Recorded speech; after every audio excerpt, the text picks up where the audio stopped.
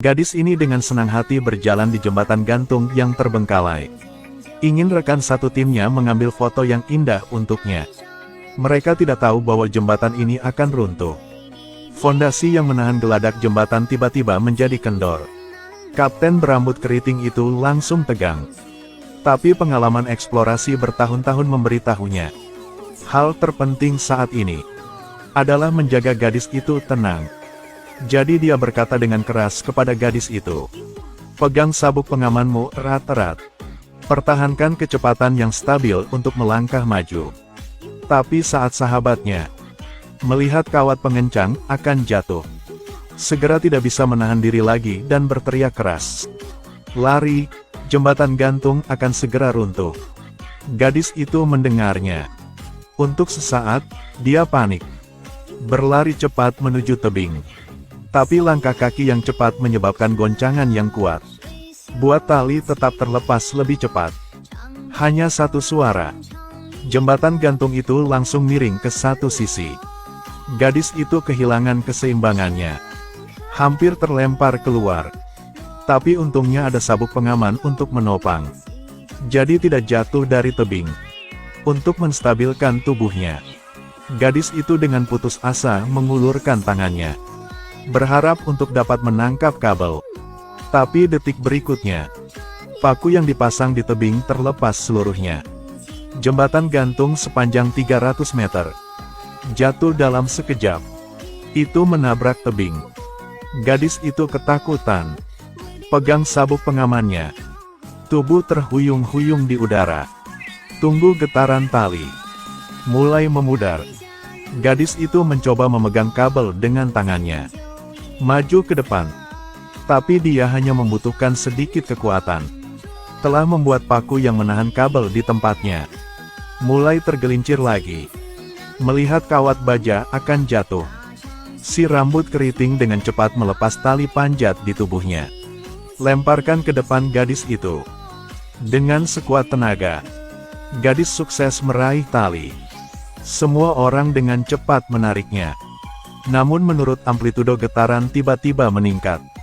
Kecepatan geser tali tetap juga meningkat. Rekan tim melihat itu. Mempercepat kecepatan menarik tali dengan cepat. 1 detik akhirnya. Sebelum tali tetap itu terjatuh sepenuhnya. Gadis itu akhirnya berhasil memanjat ke darat. Tapi jembatan gantung yang terjatuh tadi adalah satu-satunya cara bagi mereka untuk turun gunung. Sekarang sudah terputus. Hanya bisa menemukan cara lain. Jadi kapten mengeluarkan peta. Dia menemukan di balik puncak gunung ada jalan kecil menuruni gunung. Tapi kalau mau ke sana, mereka harus menyeberangi tebing 90 derajat di depan mata mereka. Rekan satu tim Thailand, Nick, karena takut ketinggian, tidak ingin terus mendaki. Lihat sosoknya yang gemetaran. Si rambut keriting hanya bisa memutuskan. Pimpin gadis itu ke puncak gunung terlebih dahulu. Kemudian jatuhkan tali panjat. Seret setiap orang ke atas. Tapi saat mereka berdua berdiri di puncak gunung, mencari tempat yang cocok untuk mengikat tali, si rambut keriting tidak menyadari. Dia menginjak perangkap binatang. Gadis itu melihat itu. Cepat maju untuk membantunya. Tapi tidak peduli seberapa keras mereka mencoba. Perangkap itu tidak bergerak. Pada saat ini, Nick tergantung di tebing. Karena terlalu menegangkan, tubuh secara tidak sadar mulai duduk. Tanpa diduga, gerakan menggerakkan pusat gravitasi ini membuat gesper kawat baja jatuh seketika. Nick ditangguhkan di udara. Goyah dan akan segera jatuh. Si kepala botak lihat itu. Bergegas maju untuk menyelamatkannya. Tapi sedetik kemudian, melihat 2 orang tergantung di udara, bergetar tanpa henti. Gadis ketakutan mengulurkan tangannya. Ingin menarik mereka kembali. Tapi jaraknya terlalu jauh. Pada dasarnya tidak terjangkau.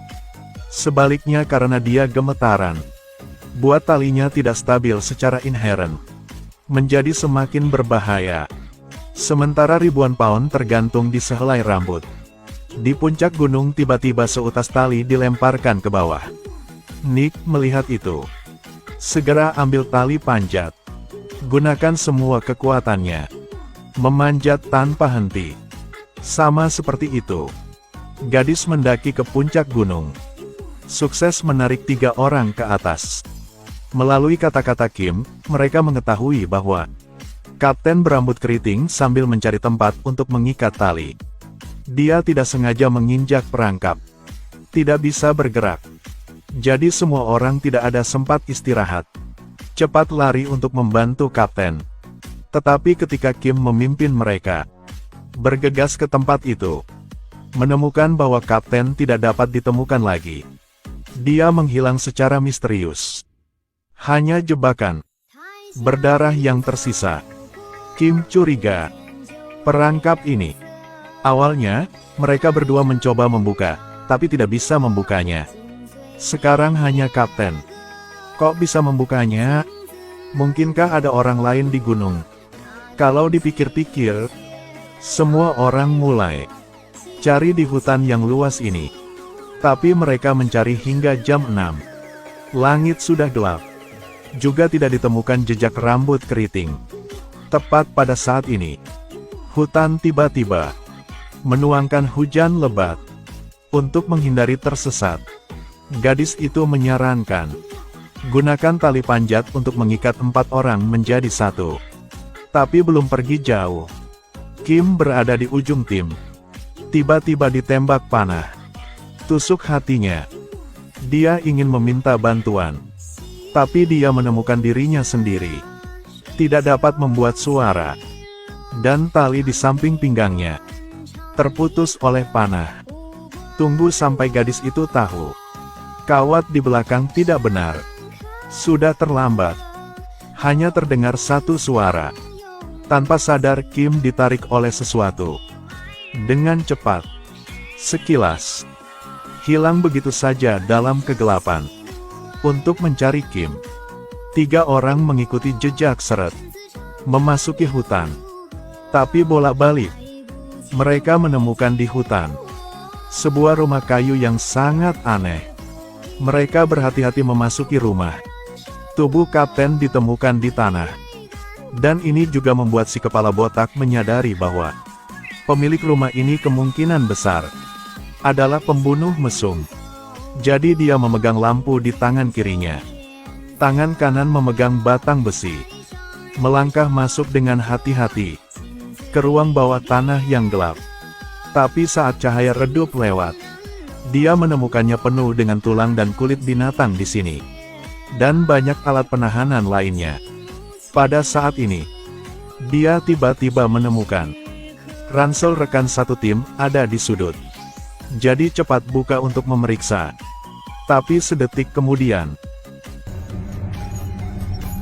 menyadari dia telah masuk ke sarang pembunuh.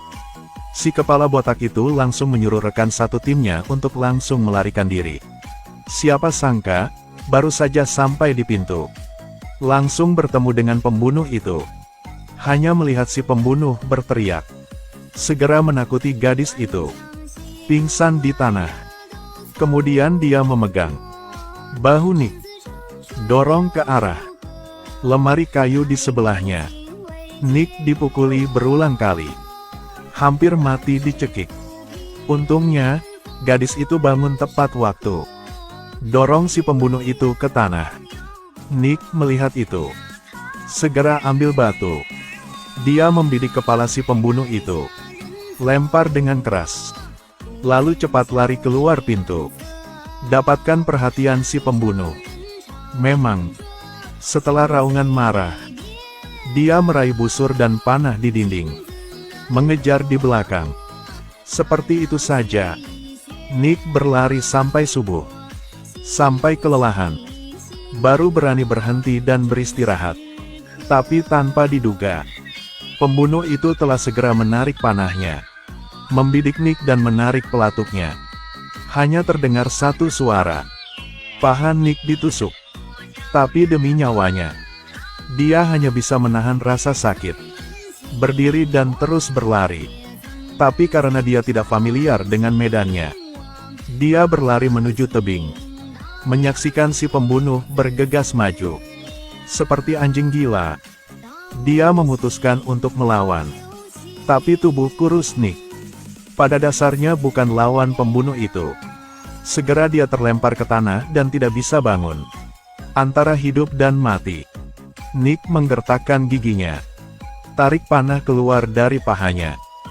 Dia dengan tegas menikam pergelangan kaki si pembunuh. Kemudian mengambil sebuah batu. Bidik kepalanya. Dengan tegas. Pukul dengan keras. Pembunuhnya dipukuli sampai syok. Nick mengambil kesempatan untuk memanjat tebing. Raih tangga. Siapa sangka tangga ini sudah lama tidak diperbaiki. Itu miring ke belakang 30 derajat. Nick yang ketakutan. Kaki tidak berhenti menendang. Menyebabkan tangga itu rusak total. Langsung jatuh ke bawah tebing. Menyaksikan rekan satu tim mati secara berurutan. Gadis itu sangat putus asa. Si kepala botak melihatnya. Buru-buru memeluknya erat-erat, berusaha menghiburnya. Detik berikutnya.